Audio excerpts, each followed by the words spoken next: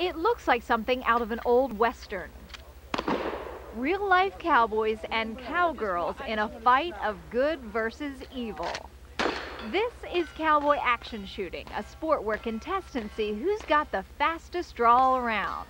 For the last 4 or 5 years, it's been the fastest growing shooting sport in the world.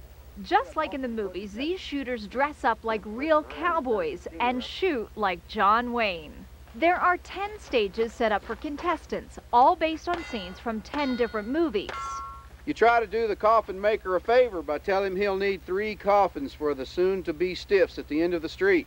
At each stage, the shooter uses several different guns in several different patterns to see how fast and accurate they are. Well, I know for me, it goes back to when I was real young. You know, we grew up watching Roy Rogers and Dale Evans and all those guys and John Wayne, and you just, back in the days when we really had some heroes that were elevated to a point that people paid attention, and we just get back to that. I really never had a strong urge to be a cowgirl growing up,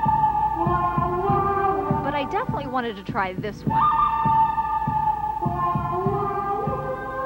So they suited me up. My alias was Fast Gun Fonts, and I was outfitted with all the proper gear, complete with holsters and guns. And then I was taught how to use them. Lever action just means you got to chamber around. You have to pull the lever all the way down and back. Each firearm used here is typical of those used in the taming of the Old West. Single action revolvers, lever action rifles, and old-time shotguns. Once I was trained on how to shoot each gun, it was on to the real deal. When you say, "My mistake, 4 coffins," you'll say, "Stand by," and you'll hear bzzz. At that time, draw your first pistol. Each shooter has to shoot in a certain pattern or they're disqualified. I was just hoping that I wouldn't shoot a hole in my foot since I had live ammo in both of my holsters. I can't believe I'm doing this. You're doing it. You're doing it. And if you can't shoot good, you can look good. There you go. I like your thinking. After loading the guns, That scares me. I was ready to take on the bad guys. And you'll guide me through this? I'll help you. All right. And I was off. There you go, right. Left. Take time. This one. All right. Up. Middle. Okay. Pull tight on your shoulder. There you go, next one. There you go. Definitely not as fast as the others, but pleased to get through it without hurting myself or others. And when it came to figure out my time... That ain't 50. That ain't right. It must only go so high. But here, it really doesn't matter because it's all about having fun and continuing the spirit of the Old West. To ensure we have a successful fishing adventure, we head out just as the sun comes up. Our guide is Captain Wendell Dudley, who operates Indian Point Bait and Tackle on Smith Mountain Lake, and we head out to an area where he says striper are typically found. The dam is right around the green marker, just right around the corner. Wendell has been fishing here on the lake for 9 years and knows how to catch striper. It's a hit-or-miss situation here. I mean, there's a lot of fish in the area if you can just find them. To find them, he uses this fish finder, which is around 140. But as we cruise the dam area, we don't have much luck, so we move. We cast our lines using these planer boards. Just takes the line away from the boat. And we use live bait. They don't bite, do they? Okay, good. All right, come here, little guy. Come here. Come here. There you go. Oh, gosh. Oh, gosh. Slippery little suckers. Wendell shows me how to bait the hook, and we set them out. From here to here, 2 feet. Oh, okay. Once set, we troll the area. Feeling lucky. That's right. And as it turns out, my intuition is right on. We get a hit on one of our lines. That little guy. Our first catch of the day, a catfish. We're not fishing for you yet. Not what we want, so we put him back. But we didn't have to wait long until we find our striper. Oh, gosh. Oh, gosh. This time, we get our striper after setting our lines deeper into the water. 24. Oh. Which makes reeling them in much more difficult. Oh my gosh! Yeah! Look at that! Oh my gosh! There he is!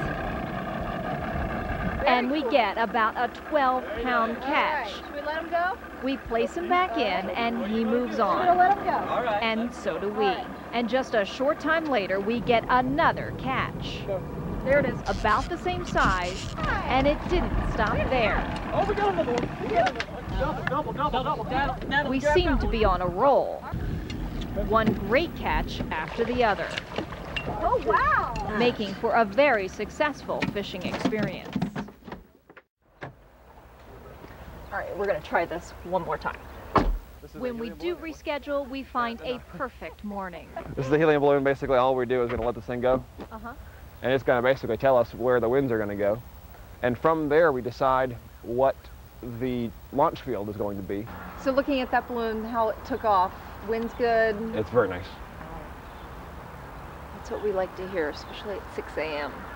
Getting the green light, we head out to a field in Botetourt County, and as we do, we have to sign legal papers in case anything goes wrong. How scary is that? 6 of 06. Yikes. We bring along our producer, Allison Cordell, to get pictures from inside our balloon, since our cameraman is afraid of heights. And we have about 50 gallons of fuel this morning, which will take us for 4 hours if we need to. We won't be traveling that long, but Colin says we need it for extra weight. I inflate the balloon with cold air. And what I want you to do, Natalie, is take that right there. Yeah. And pull flight. We start by laying the balloon out on the ground. How long is this balloon? It's about 100 feet right now. And we get ready to inflate it. Got some gloves for y'all. Don't want to get calluses on my hands. We roll out our fan and crank it up. And your job here is to keep this part down. In no time at all, our balloon takes shape. We watch as it fills up. Once full, we add the hot air. Try and lean down like so. Now all I gotta do is just like this. You see it starting to rise up? And just a couple of hits of hot air is all we need, and we're ready to go. Okay, y'all go ahead and climb in if you want. Okay. At the last minute, we convince our cameraman to go up with us. You had this plotted out the whole time. I did, yes. We fly up and over some beautiful homes and get a gorgeous view. We can see the peaks of Otter perfectly. Wow, that is so cool.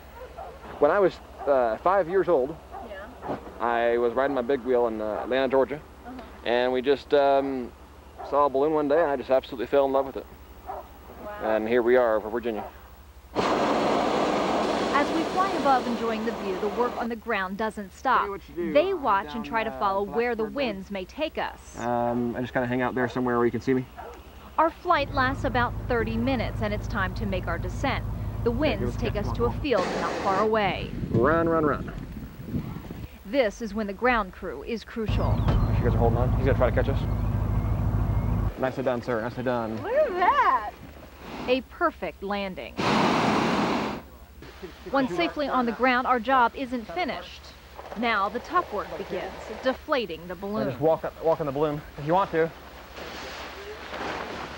Is this doing anything? Oh, okay. You get lost in balloon. Oh my gosh. After flying high, I must admit it was good to be back on solid ground. Well, sorta. This black part's really slippery.